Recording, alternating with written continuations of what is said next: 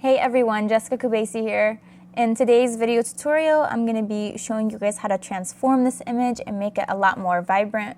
I did this in a previous tutorial and I had so much fun, and I decided to add it some more, and I thought, why not just record it to show you guys what I'm doing? So here goes nothing, basically. And before I begin, I want to note that I am doing all these adjustments completely in Camera Raw. So pop open that raw file and you can transform the image in this window itself. You don't even have to take it into Photoshop. And I'm going to show you how easy it is for me to do that. So I am editing as if I would if I were by myself, which I am by myself. So that's, yeah. So I'm just doing this, again, it's just another day in the Jessica Kubasi household. Editing pictures alone. It's actually fun. I have a lot of fun doing this. So we actually took these in Paris, as you can see, with my friend Lena. Okay, and I usually just start out, fixing up temperature, a little bit of highlights, just lowered them because I didn't want the sky to be completely blown out, and also the whites, I lowered that as well. I hired the blacks a little bit so it doesn't look as harsh. I don't want it completely contrasted. And I want it to look like it was my grandma's photo from the 1920s. I don't know. My grandma's so old, but so cute. So feisty. She likes when I bring her macaroni and cheese. By the way, my grandma's Middle Eastern. She's Lebanese, so it's not like, oh, you brought your grandma mac and cheese. Like, it's not like she has that every day. Okay, so back to the photo editing. Here we go. I am making the photo super vintage because everyone on Instagram likes that. I don't know why. Actually, vintage photos are cool, but I have my own particular style. So, oh, by the way, before I jumped over, I went over to the camera calibration section. Sorry, I tend to do that. Here I am in the blue primary because, wow, look at the blue is so fake. It does not look like that. But no one's going to know unless they're watching this or they've been outside. I love this whole section. It's so much fun. Like, how can you go wrong here? I mean, okay, I know a couple ways you could. But, I mean, in retrospect, like, you really can't mess this up. Okay, you probably could, but it's kind of unlikely. Just don't go too crazy. So here we go. She's in Paris. I mean, whatever. Guys, I don't even know half of what I'm saying, to be honest.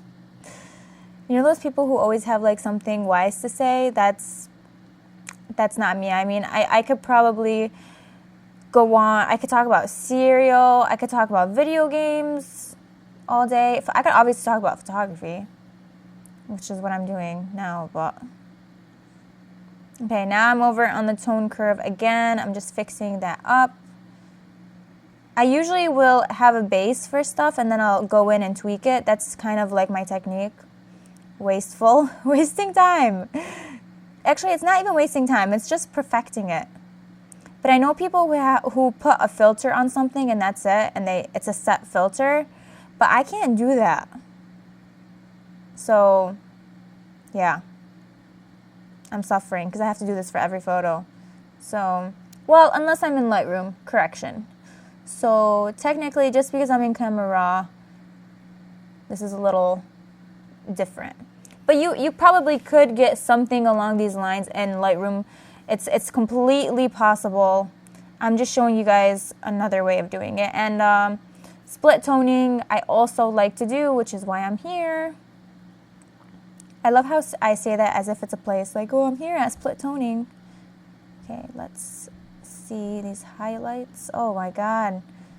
See, this is what I'm saying. I ruined the picture right here. Oh my God.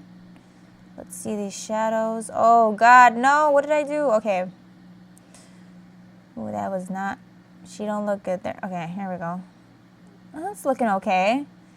That looks kind of cool. Okay, I feel like who else feels like it's too washed out? Like, we need we need some more contrast in here. Okay.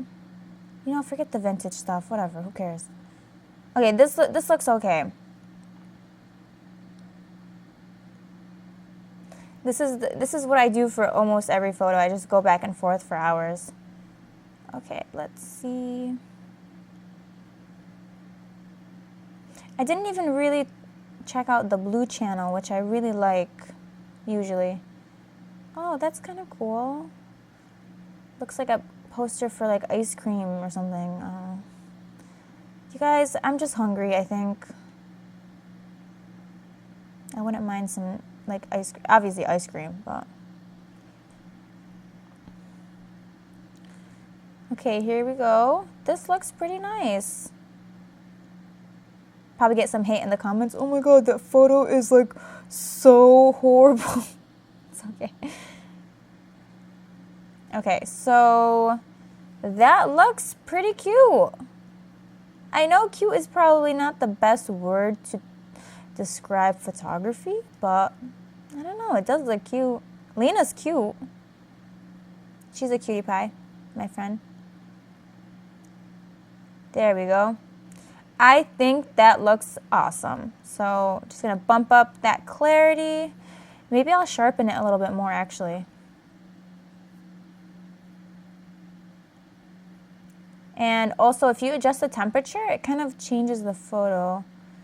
But I think I had it pretty good. Oh, actually that looks great. This looks perfect. I really love this. It's colorful and it looks drastically different, which is what I wanted. Any last things I would do, I would go on over to the hue, saturation, and luminance and just play with that. Just because, whatever. I've been editing this for like 20 years, so might as well.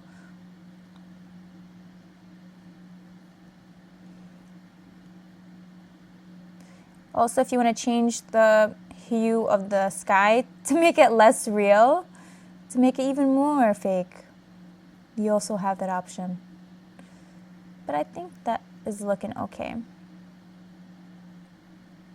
I love how I think it looks just okay. Actually, I think it looks really good.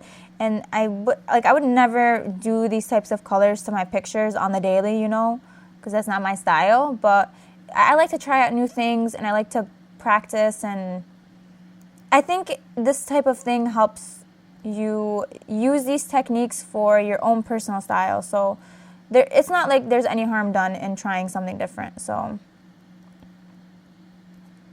okay. And also, as you can see, I bumped up that red primary and it changed the photo just a bit. But it's usually just the blue primary that really makes the difference, if you guys can tell. Like here, let me show you guys. If I bring the blue primary hue all the way to the right, look, it changes the photo. So, I don't know, I think that's really cool. And let me bump up the saturation. Okay, that looks awesome.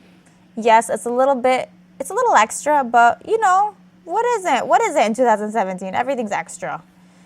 Even ranch, they charge you 50 cents extra now. I don't even, how are you gonna eat pizza without ranch? Like, come on. Anyways, so this is the end result, and I'm saying that as I'm switching things up. But anyways, this is the final product. I would be posting this tomorrow if I could. So if you're wondering how I would edit my photos, you just saw it. You guys were here with me, and I hope you guys like the outcome. I'm going to show you guys a quick before and after so you guys can see, you know, the differences between the two. And it really was not hard to do at all. I used, I used the base, it's called the basic panel, the tone curve I used. I also used the hue, saturation, and luminance, the split toning, and then I used camera calibration, which was the main base for the photo. I would encourage you guys to practice and experiment and see what you guys can come up with. I hope this was helpful to you guys, and thank you guys so much for watching.